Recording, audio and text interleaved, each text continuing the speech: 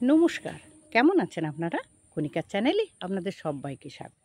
এই যে সেই রান্নাঘরের বাইরে এই দেখুন আমার গাছে সব ফুল ফুটেছে কত সুন্দর। আর আজকে কেন এসেছি বলতে, আমি এসেছি এখানে চাল কুমড়োর পাতা তুলতে। আজকে একটু চিংড়ি মাছ নিয়ে এসছে, তাই চিংড়ি মাছ দিয়ে চাল কুমড়ো। দেখুন আমার ভেড়ানি একদম বিনন্দরা খালিক চাষ উঠে গেছে একদম, দেখুন নারকেল গাছেও উঠে গেছে আর এমনি করেই উঠে যাচ্ছে। তাহলে দেখুন দুটো পাতা তুলে নিই। এদিকে দেখুন কাঞ্চন ঘাট ভর্তি ফুল। আসলে বন্ধু, বর্ষাকালে একটু গাছ লাগিয়ে দিলে ভারী সুন্দর ফুল ফোটে। এই যে রাস্তা দিয়ে সবাই চলে যাচ্ছে।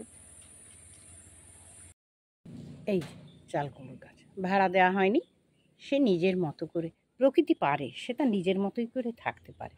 এই দেখুন এই যে এমনি করে এই যে তুলে নিচ্ছি চাল কুমড়োর পাতা কিছু। এই যে বন্ধু, এই পাতাগুলোই তুলে নিয়ে এসছি, পাতুরি করবো তো, বেশি পাতা প্রয়োজন নেই, এই হলেই আমার হয়ে যাবে। এই যে বন্ধু পাতাগুলো, ওই যে পেছনের শিরাটা আমরা এইভাবে তুলে দিচ্ছি সব। পেছনের শিরাগুলো দেখুন, ওই যে তুলে দিয়েছি সব। তো পাতাগুলো শিরা তোলা হয়ে গেছে। এই যে চিংড়ি মাছগুলো ধুয়ে পরিষ্কার করে নিয়েছি। এবারে এতে নুন, হলুদ আর সর্ষের তেল, একটুখানি সর্ষের তেল মাখিয়ে এটা আমি রেখে দিচ্ছি।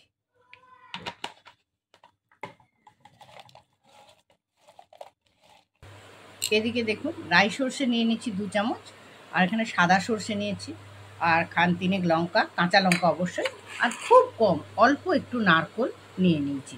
এইটা আমি একসঙ্গে নুন দিয়ে পেস্ট বানিয়ে নিচ্ছি। এখানে দেখুন সর্ষে, কাঁচা লঙ্কা, নারকোলটা আমি বেটে নিয়েছি, আর এখানে নিয়েছি লঙ্কা গুঁড়ো, এখানে একটু জিরে গুঁড়ো নিয়েছি, স্বাদ মতো নুন, হলুদ আর লেবু, আর এখানে আমি সর্ষের তেল নিয়েছি। সমস্ত কিছু উপকরণ দিয়ে চিংড়ি মাছটা মেখে নিই।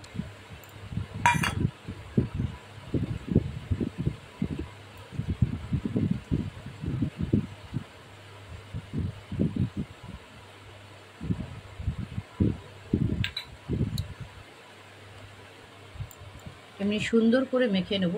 আমি কিন্তু নারকোলটা খুব কম দিলাম, যেভাবে আমি করি, আর জিরে গুঁড়ো একটুখানি দিলাম। এটা দিলে এর টেস্টটা খুব ভালো হয়।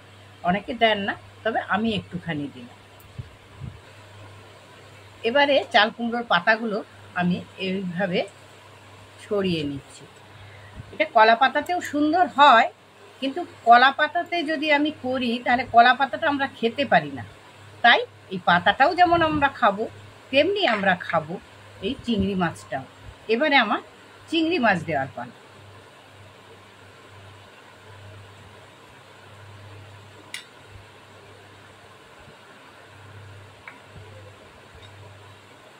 এইবারে আমার বেঁধে নেব। দেখুন ঠিক এমনি করে, এটা সবাই জানে কিভাবে চাল কুমড়োর পাতা হোক, কলা পাতা হোক বাঁধতে হয়, এটা কিন্তু আমরা সবাই জানি।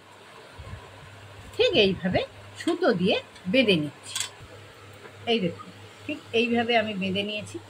আবার একটা দেখিয়ে দিচ্ছি, ঠিক এইভাবে আমরা বেঁধে নিচ্ছি। আমি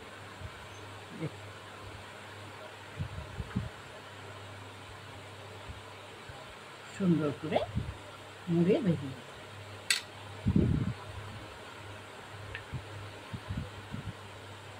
মাস হয়ে গেল, এবার আবারও ঠিক একইভাবে বেঁধে নিচ্ছি। এইভাবে আমি সমস্ত পাতাগুলো সুন্দর করে বেঁধে নেব। এই যে দেখুন এইভাবে সমস্ত পাতাগুলো আমি বেঁধে নিচ্ছি। আমার আরও বাঁধা চলছে, এই যে তো বেঁধে নিলাম। এইবার কড়াইতে একটু তেল দিয়ে দিয়েছি। আমার আগে একটু ভাজা হয়েছিল, সেই তেল ছিল, অল্প তেলেই হয়ে যায়। এবারে আমি আস্তে আস্তে পাতাগুলো এর উপরে দিয়ে দিচ্ছি, আর গ্যাসের ফ্লেমটা কিন্তু লোতে রাখবেন। ঢাকা দিয়ে আস্তে আস্তে করে ভাজতে থাকবে। ঢাকনা দেওয়া ছিল। এই দেখুন তেল এতে লাগে না, খুব অল্প। এটা ভাপেও হয়, আবার এভাবেও হয়। আবার আমি পাতাগুলোকে সুন্দর করে কিন্তু উল্টে দিলাম। আমার চাল কুমড়ো পাতা চিংড়ি মাছের পাতুরি কিন্তু কমপ্লিট। এবার নামিয়ে নিচ্ছি। নামিয়ে আপনাদের একটু খুলে দেখাচ্ছি কেমন হবে। আর দেখুন বন্ধুরা, তেল কিন্তু এতে একদমই লাগে না। আমার তেল ছিল বলে আমি দিয়েছিলাম, তেল একদমই লাগে না। তাহলে আমি নামিয়ে নিচ্ছি। এই যে আমি নামিয়ে নিয়েছি। এবার একটা সুতো কেটে আপনাদের দেখিয়ে দিচ্ছি ভেতরটা কেমন হলো। দেখুন বন্ধু, কত সুন্দর হয়েছে। এই যে একদম কাছ থেকে দেখাচ্ছি, কত সুন্দর দেখতে হয়েছে। পাতাটাও খাওয়া যাবে, চিংড়ি মাছটাও খাওয়া যাবে। তাহলে আজকে রাখছি বন্ধু, সবাই ভালো থাকুন, সুস্থ থাকুন। সবাইকে নমস্কার জানিয়ে আজকের রেসিপি আমি এখানে শেষ করছি।